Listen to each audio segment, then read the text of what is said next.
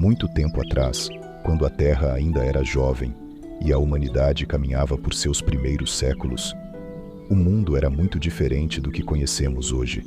A natureza florescia, os animais corriam livres e os dias eram longos e tranquilos.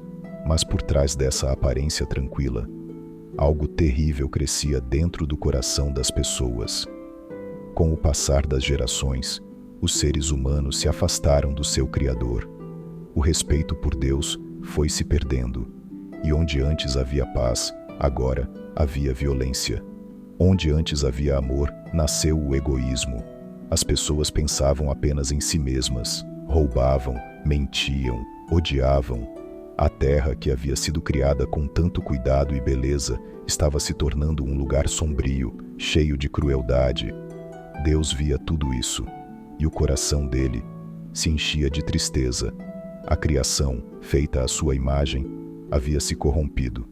Mas, entre todos na terra, um homem chamou a atenção de Deus. Um homem simples, honesto, que vivia de forma justa. Seu nome era Noé. Enquanto todos faziam o que era errado, Noé escolhia obedecer. Enquanto o mundo se perdia, Noé caminhava com Deus. Ele era diferente, não porque fosse perfeito, mas porque era fiel. E então, Deus falou com Noé. Disse que a maldade havia se espalhado demais, que era hora de limpar a terra, que um grande dilúvio viria, mas que ele, o Criador, faria algo extraordinário, salvaria Noé, sua família e uma nova esperança para o futuro.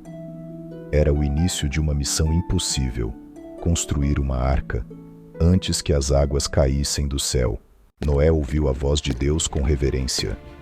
Era uma missão estranha, diferente de tudo que ele já havia imaginado.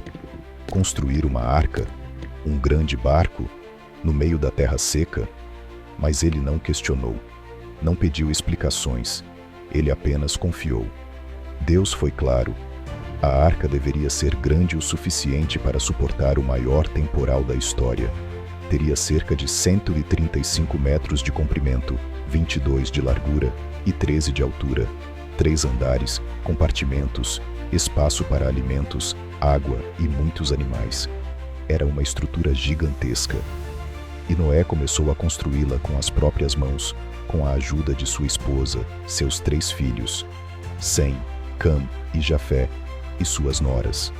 Enquanto ele serrava madeira, fixava vigas e levantava paredes, as pessoas passavam e riam, zombavam. Ei, Noé, vai navegar nesse deserto? Cadê a chuva que você tanto fala? Você perdeu o juízo. Mas Noé não se importava. Ele não construía apenas com martelos e pregos, ele construía com fé. Anos se passaram. O sol continuava a brilhar. O céu permanecia azul. Mas Noé não duvidava. Ele sabia. Quando Deus fala, ele cumpre.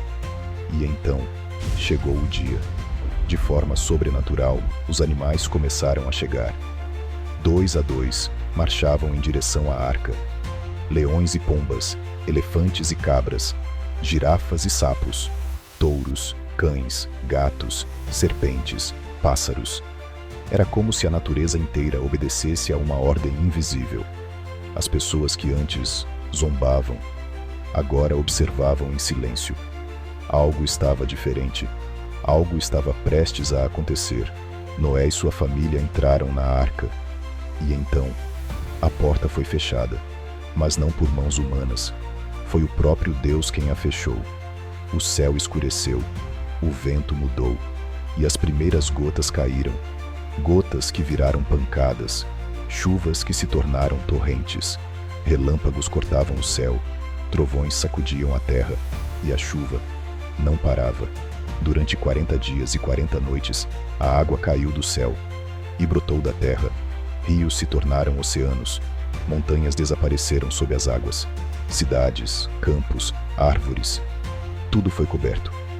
Mas no meio daquele caos, a arca flutuava, segura, protegida, guiada pela mão de Deus. Lá dentro, a família de Noé vivia em oração, vigilância e cuidado. Os animais eram alimentados. As noites eram longas, mas havia paz, porque havia fé. e Deus estava com eles. Depois de muito tempo, a chuva cessou. O céu clareou. O som da tempestade foi substituído por um silêncio profundo. O mundo havia sido transformado, mas a jornada ainda não havia terminado. A arca vagava sobre as águas, sem direção visível, sem saber onde estavam, até que um dia ela parou. A arca repousou sobre as montanhas de Ararat, mas Noé ainda não saiu. Ele esperou, mais uma vez. Esperou pela direção de Deus. Primeiro soltou um corvo, depois uma pomba. Ela voltou sem nada. Mais tarde, uma nova tentativa. E dessa vez, a pomba trouxe um ramo verde. A vida havia voltado. Quando Noé viu aquele ramo verde nas asas da pomba, seus olhos se encheram de esperança. O mundo que antes havia sido engolido pelas águas, agora dava sinais de vida. Finalmente, Deus falou novamente. A voz que o guiara desde o início, agora dizia: saia da arca você e sua família, soltem os animais, espalhem-se pela terra, comecem de novo. Ao sair da arca, Noé pisou em solo firme. Era um mundo limpo, silencioso, renovado. O céu estava azul, o vento soprava suave, e por toda parte havia a promessa de recomeço. Mas antes de qualquer coisa, Noé construiu um altar. Ele não começou a plantar, nem a procurar abrigo, nem a fazer planos. Ele adorou.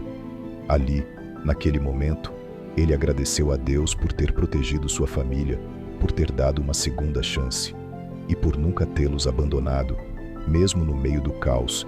E Deus, vendo aquele coração grato, fez uma aliança com Noé, uma promessa eterna. Nunca mais destruirei a terra com um dilúvio.